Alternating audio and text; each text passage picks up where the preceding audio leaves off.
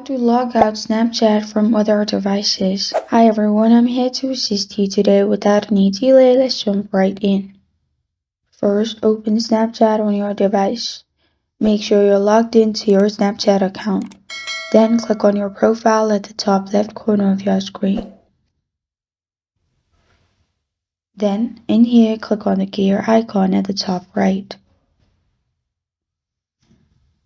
Then simply scroll down in Settings and click on Session Management. You will find all the devices that are in your device.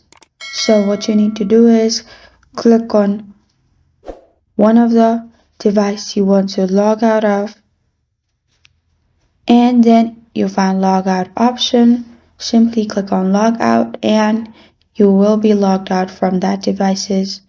This is how to log out Snapchat from other devices. Thank you for joining me today. If this video helps you out, please leave a like and subscribe for more. Got a question or want to suggest a topic, comment below. Thank you for watching.